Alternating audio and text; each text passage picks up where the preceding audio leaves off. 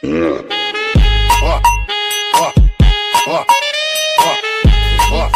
you back to the pen tool, which I had selected. Make sure that you have shape on the options panel on this drop down. Click on one corner and click on the next. Hold the space bar, pan down, click on the bottom right corner, and then click on the bottom left corner. I'm going to hold the space bar again, click and drag to pan up and complete that path. Now the color of the shape really doesn't matter, so I'm just going to make it red just so that you can see it. There it is, red. What I'm going to do now is enable the layer of the snowboarder. I'm going to click and drag her up to the top of the layers panel. And I'm also going to double tap here on the zoom tool just so we can see the image at 100%. And actually, now that I'm looking at it at 100%, I'm actually going to right click on it and choose fit on screen so that I can see the entire composition. I'm going to enable the layer right above that. And I'm just going to make a selection around the snowboarder. So I'm going to click on the quick selection tool and I'm simply going to click and drag around her. Now you don't have to be very precise at this moment. You can just click and drag and we'll worry about the details later. So we're just going to select her as quick as we can. So I'm just clicking and dragging. And notice that my selection is not very accurate. You shouldn't spend too much time at this moment. If you select an area like this part here that is obviously not going to be part of the selection, I'm going to hold Alt, Option on the Mac, click and drag just to refine that selection just a little bit more.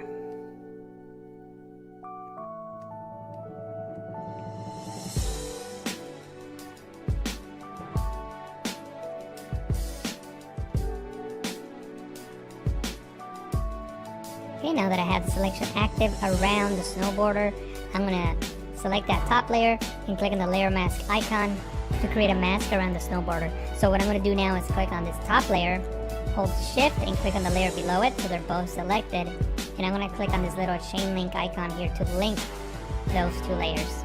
What that allows you to do is when you move one of those layers with the move tool, it moves both, and they can be in different groups and they can be separated, so that allows us to keep those two layers together. What I'm going to do now is press Ctrl T, Command T to transform, to scale this and adjust it accordingly. If you can't see the corner handles that you want to click and drag on, you can press Ctrl 0, that's Command 0 on the Mac, for the bird's eye view that allows you to see all four corner handles. Then I'm going to click and drag on this one here to scale it down by holding Shift, Alt, that's Shift, Option on the Mac. Now at this point, we can go back and adjust the layer mask if we need to. So I'm going to zoom in just so we can see the areas that we need to work on. So we need to work on this area and then the blue outline around her body. So we can adjust that by clicking on the layer mask in the properties panel. You can click on mask edge. If you don't see the properties panel, you can go into window, properties, click on mask edge, and then maybe shift the edge with a negative value and see how that's adjusted. So and keep adjusting it and making sure that that line is gone, but we don't lose any detail that we want to keep. Leave it like this for now, and then I can come back with the brush tool and fix that in a moment. So I'm going to press OK, click on the brush tool, paint with white in areas that I want to keep. So I'm just going to paint with white in these areas here.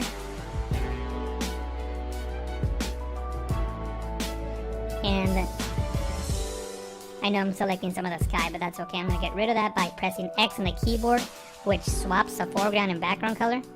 And with black, I'm going to paint on that layer mask to get rid of the sky here. Make sure that everything is masked out accordingly. And in most of these areas, everything seems to be okay. I know we got to work on this area here. More interesting. So from the Adobe stock library, I downloaded two elements we're going to use. We're going to use this shovel with snow, so let me just double click on that to open that up. And by the way, the links to these files are on the description. You have to download them from Adobe stock. They're not free, but you can use a watermark preview to practice on. So I would recommend you doing that just so that you can have a way to practice and learn. So the first thing I got to do is get rid of this shovel. I'm going to click on the lasso tool. I'm going to make a selection around this shovel.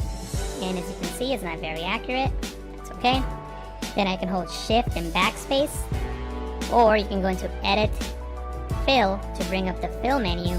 Under Contents, choose content aware and press OK. And Photoshop will fill in those pixels and make the shovel disappear. I'm going to press Ctrl D, Command Contrast. In this case, the blue channel between the snow and the ground. And remember, we're going to be making a selection. Screen will be selected. Anything that is black will be deselected. So I'm going to drag this one over to the left a little bit. I'm looking at the edges here. And maybe drag this one to the left as well. And press OK. Now, what I'm going to do now is click on the brush tool, select black as my foreground color so I can paint with black. I'm going to increase the size of my brush by clicking on the right, brighten up the midtones a little bit, and press OK. So this selection looks like it'll work. So I'm going to press Control, Command on the Mac, click on the blue copy icon to make a selection around it, go back into Option on the Mac, and click on the layer mask icon to create a black layer mask which hides everything. Then, with the brush tool, I can paint with white on this layer mask to start revealing some of that snow. So I'm going to use the bracket keys in the keyboard as I work to increase and decrease the size of my brush. So I'm just painting with white, just bringing in some of that snow. And I'm going to open up this file here, which is these snow elements that were also downloaded from Adobe Stock. By the way, if you don't have Photoshop CC, you won't have the libraries panel, but you can still download the watermark previews onto your desktop and bring them into Photoshop as you would any other image. So you can still work with the previews. So what I'm going to do now is just select one of these elements and bring it over to the file that I'm working with. So I'm going to click on the lasso tool and I'm going to select this element first. So I'm going to paste it here. Control V, Command V on the Mac, and there it is. As you can see, T, Command T to transform, Control 0, Command 0 for bird's eye view, and I'm going to scale this element down. I'm going to press Control 0, Command 0 again, zoom back in, and I'm going to just rotate it and make it fit accordingly. Now in this case, I'm going to flip it horizontally. So right click on it, flip horizontally, and keep rotating it. So maybe something like this. And I can, scale it more if I need to, or rotate it more if I need to. So whatever distortions I need to do for it to work. So maybe something like that. So I just press enter to accept that transformation. And I'm going to use one more element. I'm going to use this one right down here. And rotate this one into position, maybe something like this. And actually, I just realized that I made a mistake. Notice how this element gets cut off right in this area? That's because this element needs to be right here. It needs to be in between the layer that's popping out the subject and the layer that is clipped to the vector. So right in between those two. So now the snow follows through into the frame. Now the last thing that we're going to do is we're going to work with shadows. So first of all, the snow here in the table, it needs a shadow. So I'm going to open up this group. Double click on the snow layer here. And click on drop shadow. Notice a little drop shadow there. You can use the settings that I have here if you like. Notice that I'm not using black, I'm using a dark burgundy color, which is similar to that color you see right there, right under the frame. And just brought the intensity down to about 25% using multiply. And notice the light is coming from the right. The light on her face is coming from the right, and so is the light hitting the frame. So you sort of want to match that with the shadows. So the shadows will be on the left side, sort of like here behind the frame. So this is what this is showing. So if I were to bring it up to 100%, this is what that looks like. Obviously that's too much, so leave it at about 25% or so. And what I'm going to do now is right above this snow element here, I'm going to create a new layer, and I'm just going to paint with this color here under the board. So you can click on the eyedropper tool to Instagram with the hashtag PTC, or you can go into Edit, Fill to bring up the Fill menu under Content. I will just work on the edges in the next step. So I'm going to press Finish 4. And once again, I'm going to go into Image, Adjustment, Levels, and darken up some of the darker pixels and brighten up the midtones a little bit. And press OK. So this selection looks like it'll work. So I'm going to press Control, Command on the Mac, click on the blue copy out of this document. I'm going to click on the new layer mask icon, and notice now that the floor is no longer there. Now it's not a perfect selection, but it's going to work because the color of the floor and the color of the table are very similar colors, and I think we're going to be able to get away with it. So what I'm going to do is I'm just going to simply click on the layer, select the move tool, click and drag the layer over onto the other file by hovering over the tab and coming down and releasing, and there's our file. It's a really big layer, so we're gonna need to scale it down. Control T, Command T on the Mac to transform. We can't see the corner handles, so I'm gonna press Control 0, Command 0 on the Mac. There's the corner handles, and now I'm gonna adjust them accordingly. I'm holding Shift as I'm clicking on these corner handles to keep the file constrained. The angle is not really matching my scene, so I'm going to right click on it and choose Flip Horizontal, and from here I can match the scene a little better, and I can even distort it if I want to. Maybe right click on it and choose Distort just to get a better perspective of the scene that we're working with. Maybe something like this, and press Enter when you're done. Now that we have this file in place, I'm going to press V on the keyboard, right click, fit to screen, then I'm going to press V on the keyboard to get the move tool, and maybe I can move it around if I need to, and I'm going to click on the new group icon to create a new group. I'm going to click and drag this snow layer in there. I'm going to collapse it, and now it's in that group. Next, I'm going to use the bracket keys on the keyboard as I work to increase and decrease the size of my brush. So I'm just painting with white, just bringing in some of that snow.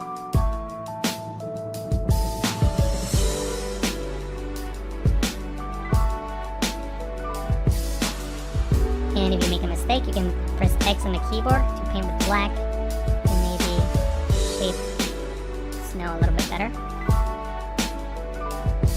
Maybe something like that. What we're going to do now is work with different elements. So I'm going to open up the libraries panel, and I'm going to open up this file here, which is these snow elements that were also downloaded from Adobe Stock. By the way, if you don't have Photoshop CC 0, Command 0 again, zoom back in, and I'm going to just rotate it and make it fit accordingly. Now in this case, I'm going to flip it horizontally. So right click on it, flip horizontally, and keep roto. Whatever distortions I need to do for it to work. So maybe something like that. So I just press Enter to accept that transformation. And I'm going to use one more element. I'm going to use this one right down here. Again, Control C, copy, and paste that in here. Change the blend mode to screen. Control T to transform, that's Command T in the Mac. Control 0, Command 0 on the Mac, and scale this one in as well. And I'm going to zoom in and rotate this one into position, maybe right about here or so. But I want this one to be in the back, so I'm going to click and drag this one and place it way back here. And I'm going to press V to select the move tool, and I'm going to move it around just to fit it into position, so maybe something like this. And actually, I just realized that I made a mistake. Notice how this element gets cut off right in this area? That's because this element needs to be right here. It needs to be in between the layer that's popping out of the subject and the layer that is clipped to the vector. You can press Control 0, that's Command 0 on the Mac, for the bird's eye view that allows you to see all 4 corner handles. Then I'm going to click and drag on this one here to scale it down by holding Shift, Alt, that's Shift, Option on the Mac. Now at this point, we can go back and adjust the layer mask if we need to. So I'm going to zoom in just so we can see the areas that we need to work on. So we need to work on this area and then the blue outline. I know I'm selecting some of the sky, but that's okay. I'm going to get rid of that by pressing X on the keyboard, which swaps the foreground and background color. And with black, I'm going to paint on that layer mask to get rid of the sky here.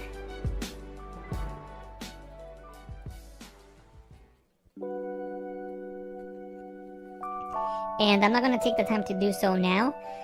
I will do that after the tutorial and you can see the final image, but I'm just going to go around the entire image and just make sure that everything is masked out accordingly.